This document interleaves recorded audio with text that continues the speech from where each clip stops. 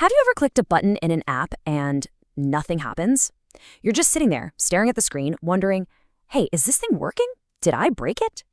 Today, we're going to talk about the super simple tool that gets rid of all that user anxiety, the Lightning Spinner. Let's dive in. Oh yeah, we've all been there. You click save, you click submit, and the screen just freezes. It's that moment of digital limbo. And you know, that's not just a little annoying. It's a total user experience nightmare. But the good news? The fix is actually really simple. You see, a frozen screen, it's like a broken promise to your user. It just completely shatters their trust in your app. But what if I told you the solution is already right there at your fingertips, built directly into the Salesforce platform? Let's take a look at what that is. So here's our game plan for today. We're going to start with why this is even a problem. Then I'll introduce you to your new best friend, the spinner. We'll see it in action, level it up with a reusable component, cover some pro tips, and then we'll wrap it all up with a quick recap. Sound good? So what is this secret weapon in our user experience toolkit? Well, it's a simple but honestly incredibly powerful component from Salesforce. It just acts as a visual cue, a little signal that lets your users know, hey, don't worry, the app is working hard behind the scenes. It's called the Lightning Spinner. And the best part, you don't have to build it from scratch. Salesforce has already done all the heavy lifting for us, giving you this polished, professional loading indicator right out of the box. And you're not just stuck with one look. You can easily tweak the spinner to match your app's branding. As you can see here, you can change its color with the variant attribute. Maybe you want it to match your company's brand color, and you can adjust its size from small to medium to large. It's that easy. Okay, so how do we actually control this thing? Honestly, just think of it like a light switch. In our code, we use a simple true or false value, a Boolean that we can call isLoading. When isLoading is true, boom, the spinner is on. When it's false, the spinner is off. It's a dead simple but incredibly powerful way to manage the user experience. All right, theory is great, but let's see how this actually works in the real world.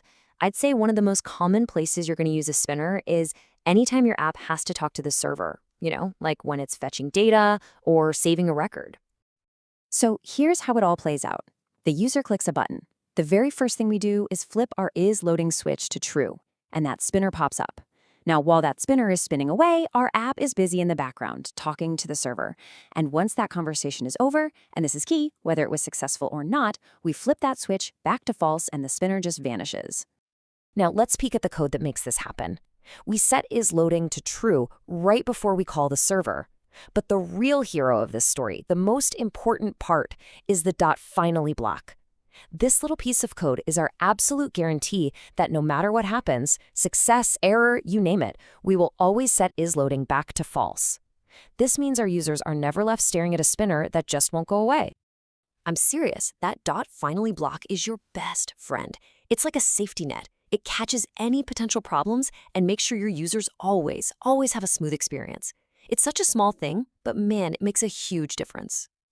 Okay, so we've got the basics down, but what if you want to take your app to the next level?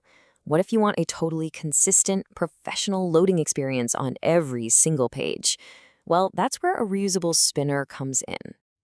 Think of it like a Lego block. We build our spinner component just one time, maybe with a nice full screen overlay and a simple on and off switch. Then we can just drop that block into any other component in our app and control it from there. It's a fantastic way to get a clean, consistent look across your entire application. So now that you've got all this power, it's time to learn how to use it wisely. Let's go over a few pro tips to make sure your spinners are always a help and never, ever a hindrance. All right, let's talk rules of the road. First, the do's. Do use a spinner for any action that takes more than a split second. Always, and I mean always, hide it in a .finally block. And for that pro touch, use a reusable component. Now for the don'ts. Don't leave your users hanging with a spinner for ages. If something takes that long, you probably need a different solution. And please, for the love of good UI, only show one spinner at a time. Multiple spinners just looks messy and confusing. So what have we actually learned today? Let's do a quick-fire recap of the key takeaways so you can start using this stuff right away. We've covered a ton of ground. We went from the basics of controlling a spinner with a simple toggle to the absolute power of the .finally block for a seamless experience. We even learned how to build a slick, reusable spinner that can give your entire app a professional polish. You know, at the end of the day, it's the little things that make the biggest difference. The spinner is just a perfect example of how one small, thoughtful detail can totally transform your user's experience. So I'll leave you with this question. What's one small change you can make in your app today that will make your users' lives just a little bit better? Thanks for joining me.